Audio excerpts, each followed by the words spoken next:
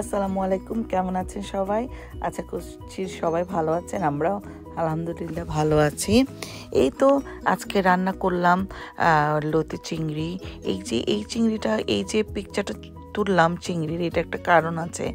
এত মজার, আমাদের বাঙালি স্টোরে এটা বাক্স হয়ে আসে, মানে খুবই সুস্বাদু খেতে। একদম বাংলাদেশি ছোট ছোট চিংড়ি থাকে, যে একদম মানে ছোট, একদম ছোট না, একদম মিডিয়াম সাইজের যে চিংড়িগুলো থাকে ওই রকম মজা।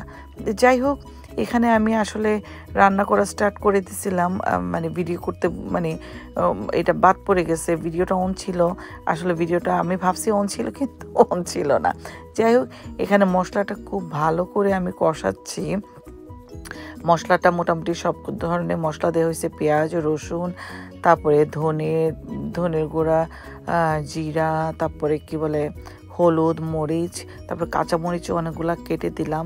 এই তো মশলাটাকে খুব ভালো মতো কষাচ্ছি, লাইক অ্যাটলিস্ট তো 5-6 মিনিটের মতো কষালাম, একদম তেলটা যাতে উপরে উঠে আসে। এই তো কষানো মোটামুটি হয়ে যাওয়ার পর আমি মানে চিংড়িটা, যাই হোক চিংড়িটা এখানে একটু দেখানোর চেষ্টা করছি। চিংড়িটার সাইজ মানে খুবই ভালো, খুবই ভালো। আর সবচেয়ে একটা ভালো গুণ যেটা, চিংড়ির মধ্যে যে মাঝখানে যে ময়লাটা থাকে একেবারেই নাই বললেই চলে, মানে খুবই সহজে এটা ক্লিন করা যায়, সত্যি কথা যেটা। বিকজ আমরা তো খুবই বিরক্ত, মানে এইটা ক্লিন করাও তো মোটামুটি, এই মাছ মানে কস্কো থেকে যেগুলো আনি, মানে ক্লিন যেগুলো থাকে খুব ইজি এগুলো রান্না করা। আবার যেগুলোতে এরকম শেল থাকে, মানে ক্লিন করা থাকে না, ওগুলাতে আবার ক্লিন করাটাও বেশ কষ্ট, ক্লিন করতে হয়। যাই হোক, এটা ক্লিন করা খুব একটা কষ্টের ছিল না। এই যে আমি লতি এখানে 2 প্যাকেট ছোট ছোট, মানে 2 প্যাকেট, কিন্তু আসলে যে খুব বেশি লতি তা না। আর আমি লতিতে তো পানি দিই না, ওই লতির থেকে যে পানিটা বের হয় ওইটা দিয়ে আমার মানে রান্নাটা হয়ে যায় আর কি। এই তো যাই হোক, মোটামুটি আবার আমি ঢাকনাটা তুলে দেখলাম যে কি অবস্থা চিংড়ির মোটামুটি, মানে চিংড়িটা রান্না করার সময় এত সুন্দর একটা গন্ধ বের হয়। আসলে আমি খুবই স্যাটিসফাইড এই চিংড়িটা খেয়ে। হ্যাঁ, একদম বাংলাদেশের ওই ফ্লেভারটা আমি মানে পাই। অনেক বড় বড় চিংড়ি আমরা এনে খাই, কস্কো থেকে আনি, সাপ্রাইট থেকে আনি, কিন্তু এই যে চিংড়িটা যে বাংলাদেশের একটা ফ্লেভার, মানে কেমন জানি মিষ্টি মিষ্টি লাগে, মানে এতটাই সুস্বাদু। যাই হোক, এই যে চিংড়িটা আমি দেখাচ্ছি। যাই হোক এখন মোটামুটি আমার চিংড়িটা হওয়ার পথে, মানে চিংড়িটা হয়ে গেছে, কষানো হয়ে গেছে। এখন আমি লতিটা দিয়ে দিব। লতিটা দিয়ে দিছি। লতিটা দিয়ে আমি আবার করি কি, সাথে সাথে আমি ঢাকনাটা দিই না, মোটামুটি ভালো একটা আগুন, মানে আগুনটা মোটামুটি একটু বাড়াই দিয়ে ভলিউমটা করে দেই। তারপর কিছুক্ষণ 5 মিনিটের মতো এটা ঢাকনা ছাড়াই আমি রেখে দিই। যাই হোক, আমার মেয়েকে এখানে আলু বলছি, আমার 2টা আলু পিল করে দাও, 2-3টা আমি মাঝে দিয়ে রান্না করব। এই একটু তার তো একটু মন খারাপ হয়েছে, সে আরও কি করতে, সে শুধু এক্সপেরিমেন্টে থাকে, স্লাইম বানায়, এটা করে সেটা করে। যাই হোক, মোটামুটি মনটা খুব খারাপ করে সে করতেছে, মন খারাপ না, মোটামুটি অতটা হ্যাপি না, এটা করতেছে যে তাকে আবার ওই যে কি বলে স্লাইসার দিলে, মানে স্লাইসার দিয়ে কাটতে পারে আলু, সেটা পারে। এই তো যাই হোক, অনেকক্ষণ কষা, মানে মোটামুটি একটা করার পর ওই ঢাকনা ছাড়াই দেখেন কত পানি বের হয়েছে। হ্যাঁ, ঢাকনা ছাড়াই পানি বের হয়েছে।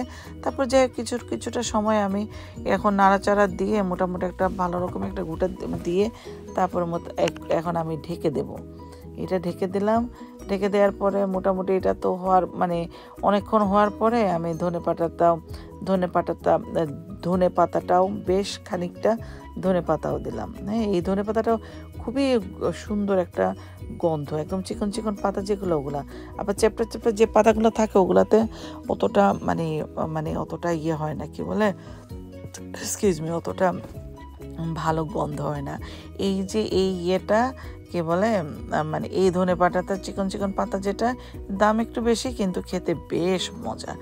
যাই হোক আপনাদেরকে আবার বলছি, আসলে আমি ওভাবে খুব যে একটা ভিডিও, আমার আসলে এত ভিডিও মানে জমা হয়ে আছে, ওভাবে মানে এডিটিং করাও হয় না, ভিডিও খুব একটা লোড মানে করি না। শর্টসগুলো ছাড়ি, শর্টস ছাড়া তো আসলে খুব একটা মানে সময় লাগে না, ধুমধাম করে ছেড়ে দিতে পারি। যাই হোক, যেটা বলতে চাচ্ছিলাম, প্লিজ আপনারা আমাকে সাবস্ক্রাইব করবেন, কমেন্টস, লাইকস, প্লিজ আমাকে একটু সাপোর্ট করেন। আমি যেহেতু নতুন এই আর নতুন যেহেতু এটা কেমন মানে খুব একটা বলতেও লজ্জা লাগে আসলে, তারপরে বলছি। যাই হোক, আমার এখানে লতিটা হয়ে গেছে, আমি একটু দেখানোর চেষ্টা করতেছি মানে আমার স্প্যাচুলাতে নিয়ে। যাই হোক, লতিটা মোটামুটি হয়ে গেছে, লতিটা সরাই দিচ্ছি। আর এখানে আমার আলু মাছটা প্রথমে আমি হলুদ লবণ টবণ দিয়ে রেখে দিয়েছিলাম। এটা আমি বিগিনিংটা দেখাই নাই, মানে আমার ছেলেটার আজকে শরীরটা বেশি ভালো নয়, আমার মনটাও অনেক খারাপ ছিল, সেটা শরীর ভালো না, কেমন যেন শুধু গ্যাগ করতেছে কিছুক্ষণ পর পর। এই জন্য আমি কোনো মতে হালকা কিছু রান্না করলাম যে যাতে খুব তাড়াতাড়ি সহজে রান্নাটা হয়ে যায়। এই জন্য মাছ ভাজি করতে গিয়েও আমি আর করি নাই, ভাবছি মানে মানে আলুটা দিয়ে একসাথে আলু মাছ দিয়ে মোটামুটি করে ফেলছি, রান্না করে ফেলছি ধনে পাতা টাতা দিয়ে। কিন্তু মাশাআল্লাহ খেতে এত মানে খুবই মজা হয়েছে আসলে। মানে মাছটা যদি ফ্রেশ পড়ে, এই রুই মাছটা এত ফ্রেশ ছিল, খুবই ফ্রেশ। এইটা মাছটা আজকেই আনা হয়েছে, তো আমি আজকে রান্না করলাম, একদম ফ্রেশ ছিল, কোনো ধরনের গন্ধ টন্ধ বের হয় নাই। যাই হোক, সবাই ভালো থাকবেন, এই তো আমাকে সাপোর্ট করবেন, আমার ভিডিওগুলো ভালো লাগলে লাইক দিবেন, ভালো না লাগলেও লাইক দিবেন, হ্যাঁ, আমাকে উৎসাহ দিবেন। লাইকটা দেখলে একটু ভালো লাগে, হ্যাঁ, মনটা একটু ভালো হয়ে যায়। এই তো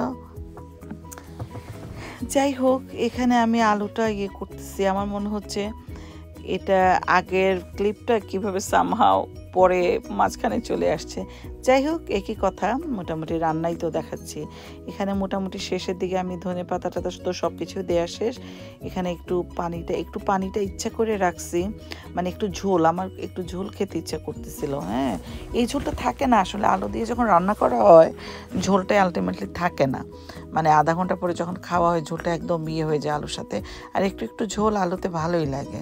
হ্যাঁ, আর আমার ছেলেটার জন্য দোয়া করবেন। হ্যাঁ, আমার বাচ্চাটাকে নিয়ে অনেক সময় অনেক বেশি টেনশনে থাকি, সবাই দোয়া করবেন আমার বাচ্চাটার জন্য। তো খুবই সামান্য আজকে রান্না করা, কিছু মাংসের তরকারিও আছে ফ্রিজে, আর কি বলে, এই তো আজকের এইটুকুন রান্না বান্না, লতি চিংড়ি আর আলু দিয়ে রুই মাছ। সবাই ভালো থাকবেন, খোদা হাফেজ।